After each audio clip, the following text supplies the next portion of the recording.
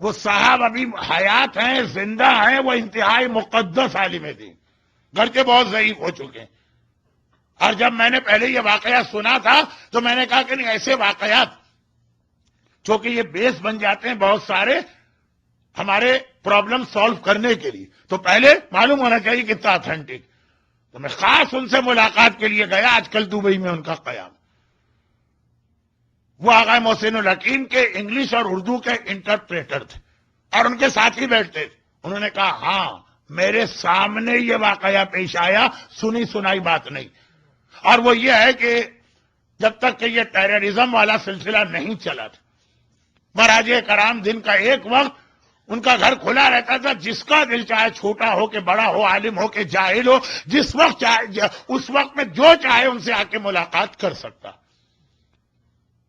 اس زمانے میں جو لوگ کربلا کی زیارتوں کو گئے ان سے پوچھئے کتنا آرام تھا بڑے سے بڑے مرجع سے ملاقات کرنا.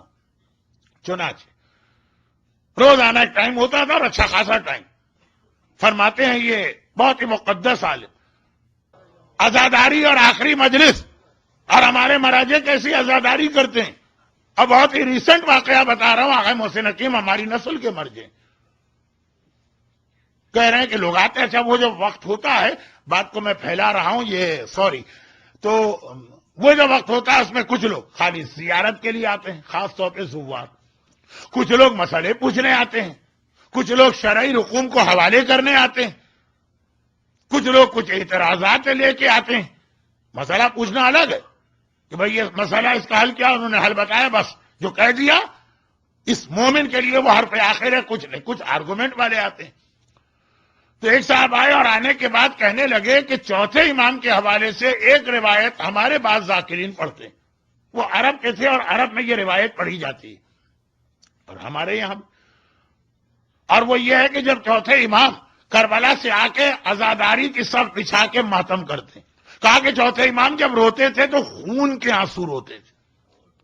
ایک ہوتا ہے خون خود نکالنا، خود نکالنے کا مطلب یہ ہے کہ آپ کے بدن سے آقا حسین کے نام پہ ویسے خون نہیں نکل رہا. اور یہ کوئی بات بھی نہیں، یعنی کوئی اس میں اشکال اور اعتراض بھی نہیں.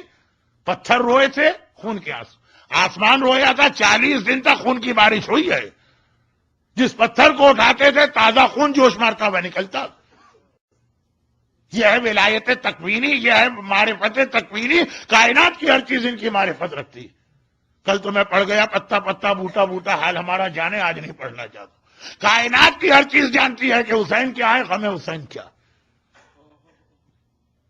اب یہ آدمی کہتا ہے لیکن چوتھے امام یہ محاورتاً کہا ہے کہ حقیقتاً یہ ایسا ممکن. اور کیسے ممکن؟ ہاں اگر ایک محاورتاً کہا، اردو میں بھی کہا جاتا جی ہمارا بیٹا بڑا نالائق نکلا ہے، اس نے تو والدین کو 8 آنسو رلوا دیے، خون کے آنسو رلوا. چلے ٹھیک. یا یہ کہ ایسا واقعہ ہوا، اور ہوا تو آپ جیسا مرجع، یعنی مرجع کا مطلب یہ ہے کہ شیعہ دنیا کا سب سے بڑا عالم ایسی باتوں پہ کیسے اعتقاد رکھتے ہیں؟ چلے عوام بہت سی باتیں مان لیتے ہیں لیکن آپ تو صاحب علم ہیں، کیسے ممکن؟ اب وہیں پر اس زمانے کے ایک بہت ہی مشہور نوحہ خان بھی بیٹھے ہوئے تھے مراجع کے پاس. زیارت کے وقت پہ سب لوگ آتے ہیں. انہوں نے کہا کوئی مرثیہ پڑھو، کوئی نوحہ پڑھو. آقا حسین کی رخصتی ایک ایسا مرحلہ ہے جس کے بارے میں کہا جاتا کہ شہزادی فاطمہ اکثر ذاکرین کو یہ پیغام بھجواتی ہیں میرے لال کی رخصتی ضرور پڑھنا. اس نے شروع کی. آغا حکیم جو ایک عام طریقہ اپنے علماء کا دیکھا ہوگا کہ رومال آنکھوں پہ رکھا اور وہ بھی گریا کرنے لگا، سارا مجمع بھی رونے لگا. جب وہ نوحہ ختم ہوا 5 منٹ 6 منٹ کا، اور اپنی آنکھوں سے رومال ہٹایا تو پورا رومال خون میں بھرا ہے اور آنکھوں سے باقاً خون کے آنسو بہ رہے ہیں. کہا تو چوتھے امام کے بارے میں تعجب کر رہا ہے جو حسین کا بیٹا بھی ہے، حسین کا وارث بھی ہے، جس نے کربلا کا سارا واقعہ اپنی آنکھوں سے دیکھا. معرفت رکھنے والا عزادار ہو تو آج بھی خون کے آنسو روئے گا. اب میں یہ واقعہ صرف اس حوالے سے پڑھ رہا ہوں کہ آج کی دنیا کے بڑے سے بڑے ماتمی اور عزادار سے پوچھی کہ تم جو یہ کہتے ہو کہ علماء اور مجتہدین اور مراجع عزاداری کی اہمیت کو نہیں جانتے، تو ایسا ماتم تم کر کے ہمارے سامنے دکھا دو.